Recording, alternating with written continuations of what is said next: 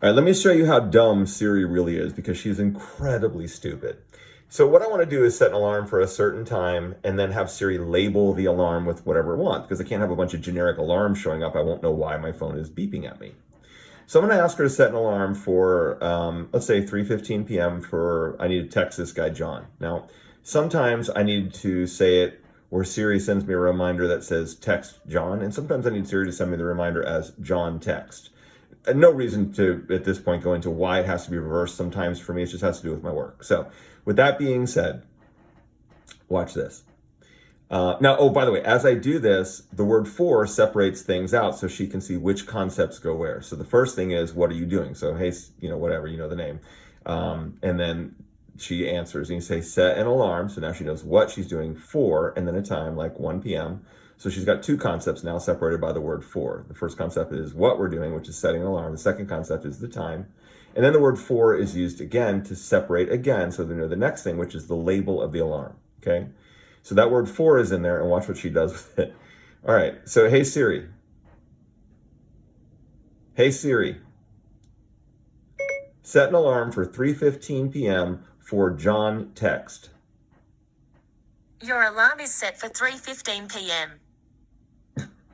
No label, just the word alarm. Okay.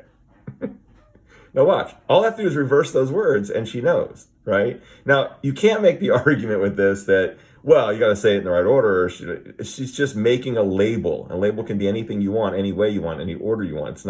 It's not speech that needs to be interpreted. It's just a label. And the reason why we know this is because of what happens next. Watch. Hey Siri. Set an alarm for 3:15 p.m. for text John.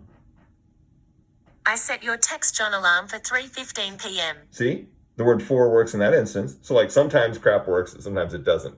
By the way, spoiler alert, most times it doesn't. Now, let's take this up a notch because it starts to get a little more humorous and aggravating from day to day. If you add a word like April, which can be somebody's name or a date, which is understandably problematic for a computer, except that the word for is in there, which separates the concepts out. Okay, so watch what happens when I try to use the word April first.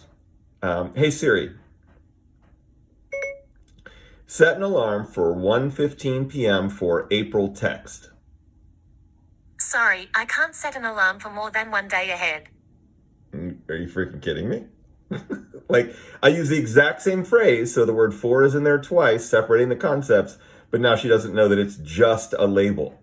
She thinks it's a date all of a sudden. Okay. Now, let's reverse that. Instead of saying set the alarm for April text, let's set it for text April. Watch this. Hey Siri. Set an alarm for 1:15 p.m. for text April. Your alarm is set for 1:15 p.m.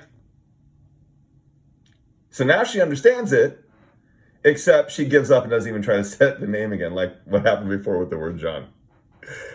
Ugh.